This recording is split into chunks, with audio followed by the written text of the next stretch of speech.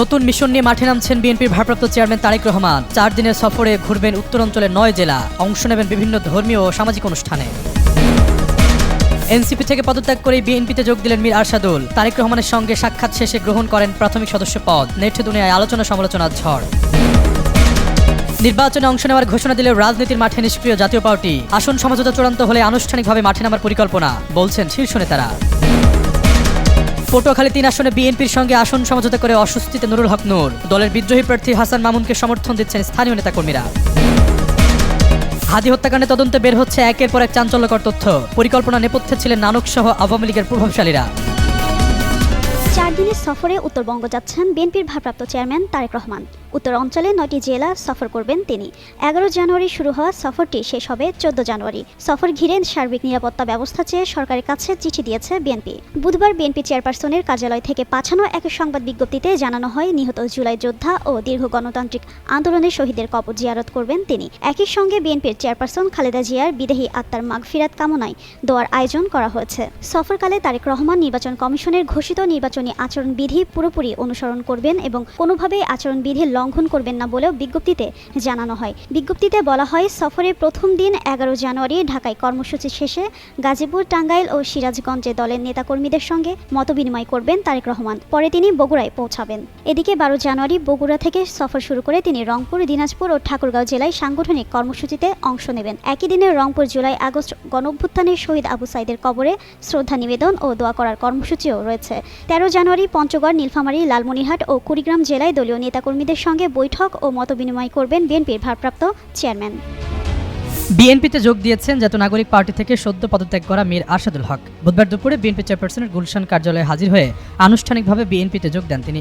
এদিন দুপুর 2টায় গুলশান কার্যালয়ে দলটির ভারপ্রাপ্ত চেয়ারম্যান তারেক রহমানের সঙ্গে সাক্ষাৎ করেন মীর আরশাদুল হক। পরে বিএনপি মহাসচিব মির্জা ফখরুল ইসলাম আলমগীরের হাতে দলের প্রাথমিক সদস্য পদ গ্রহণ করেন। গত 25 ডিসেম্বর ফেসবুকে এনসিপির কেন্দ্রীয় যুগ্ম সদস্য সচিব পদ থেকে পদত্যাগের ঘোষণা দিয়েছিলেন মীর আরশাদুল হক। তিনি এনসিপি নির্বাহী কাউন্সিলের সদস্য ও দলটির মিডিয়া সেল ও শৃঙ্খলা কমিটির সদস্য হিসেবে দায়িত্ব পালন করেছেন। এছাড়া দলটির পরিবেশ সেলের প্রধান ও চট্টগ্রাম মহানগরের প্রধান সমন্বয়কারী ছিলেন। ওই দিন ফেসবুকে দীর্ঘ স্ট্যাটাসের পদত্যাগের ঘোষণা দেওয়ার পাশাপাশি দীর্ঘ 17 বছর পর দেশে ফেরা বিএনপির ভারপ্রাপ্ত চেয়ারম্যান তারেক রহমানকে স্বাগত জানিয়েছিলেন তিনি। আসলে জাতীয় সংসদ নির্বাচনে চট্টগ্রাম থেকে এনসিপির মনোনয়ন পেয়েছিলেন আরশাদুল হক। ঢাকা বিশ্ববিদ্যালয় সাংবাদিক সমিতির সাবেক সহসভাপতির দায়িত্বে ছিলেন। এছাড়াও তিনি ছাত্র জীবনে ক্যাম্পাস সাংবাদিকতার পাশাপাশি বিভিন্ন আন্দোলন প্রতিবাদে যুক্ত ছিলেন।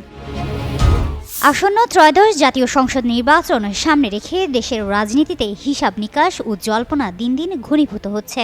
প্রচার পর্ব শুরুর বাকি আর মাত্র 13 দিন। বিএনপি ও জামায়াতে ইসলামী ছাড়া ভোটের অঙ্কে কার্যকর কোনো বড় দল না থাকায় জাতীয় পার্টিকে ঘিরে তৈরি হয়েছে বাড়তি রাজনৈতিক কৌতূহল। দলটি এখনও সমঝোতার সম্ভাবনার দিকে তাকিয়ে আছে। এই মুহূর্তে বিএনপি ও বাংলাদেশ জামায়াতে ইসলামী ছাড়া বড় কোনো দল ভোটের মাঠে কার্যকর অবস্থানে নেই। এমন প্রেক্ষাপটে কোনো আনুষ্ঠানিক আলোচনা না হলেও আসন্ন সমঝোতা নিয়ে অপেক্ষায় জাতীয় পার্টি। দলটির নেতারা মনে করছেন, শেষ মুহূর্তে সমঝোতা হলে তারা অন্তত 70 আসনে প্রাপ্তির আশা করতে পারে।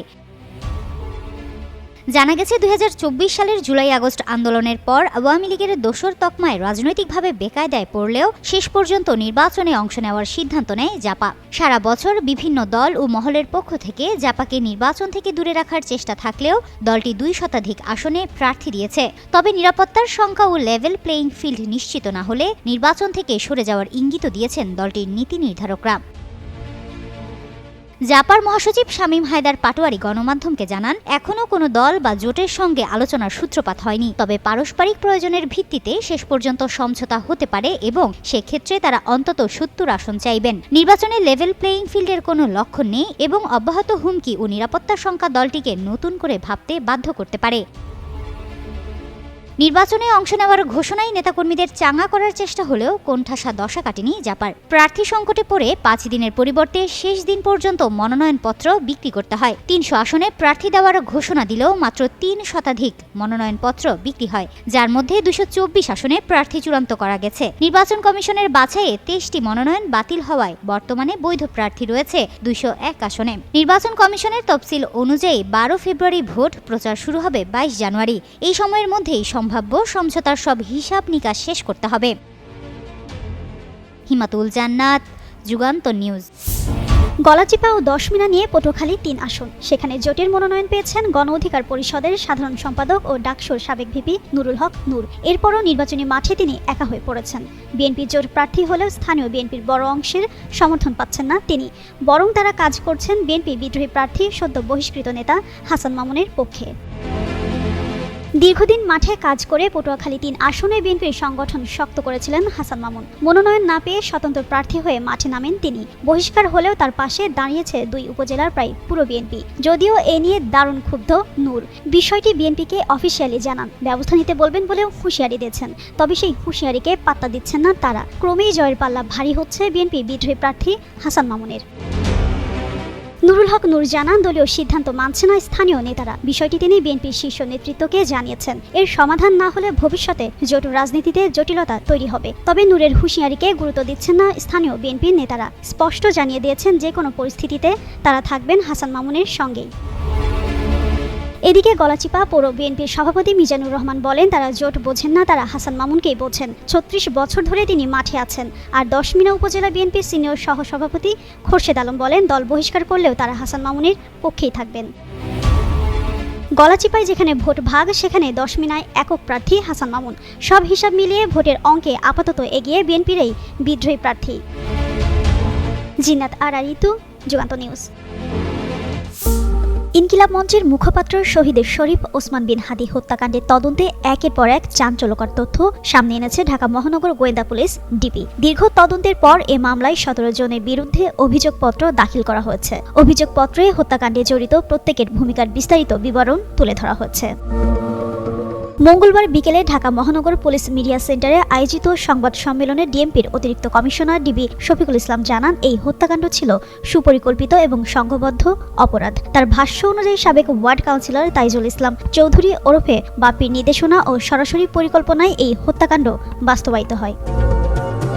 এদিকে একই দিন যমুনা টেলিভিশনের এক্সক্লুসিভ প্রতিবেদনে উঠে আসে আরও বিস্ফোরক তথ্য। প্রতিবেদনে বলা হয়, সিঙ্গাপুরে বসে চূড়ান্ত করা হয় শহীদের শরীফ ওসমান বিন হাদিকে হত্যার পূর্ণাঙ্গ ছক। গত বছরের ২১ জুলাই শুটার ফয়সাল করিম মাসুদ সিঙ্গাপুরে যান।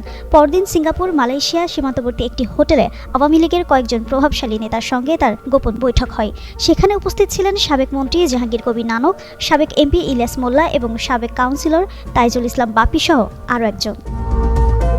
ডিবির তথ্য মতে ৫ দিনব্যাপী ওই বৈঠকে হত্যার চূড়ান্ত রূপরেখা, অর্থের লেনদেন এবং দায়িত্ব বন্টন নির্ধারণ করা হয়। বৈঠকের পর দেশে ফিরে ফয়সালের সন্তানের নামে ৫৫ লাখ টাকার একটি ফিক্সড ডিপোজিট খোলার তথ্য পায় তদন্ত সংস্থা, যা হত্যার পারিশ্রমিক হিসেবে দেখছে ডিবি।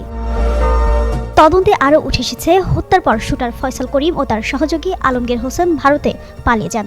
পালাতে সহায়তা করেন ফয়সালের ভগ্নিপতি মুক্তি মাহমুদ, ফিলিপস নাল সহ আরও কয়েকজন। এমনকি অস্ত্র সংরক্ষণ ও মোটরসাইকেলের নম্বর প্লেট পরিবর্তনেও জড়িত ছিলেন ফয়সালের মা, বাবা ও বোন। ডিবি জানায়, উদ্ধার করা আগ্নেয়াস্ত্রের ব্যালিস্টিক পরীক্ষার প্রতিবেদন পজিটিভ এসেছে, যা এই হত্যাকাণ্ডের সঙ্গে সরাসরি যোগসূত্র প্রমাণ করে।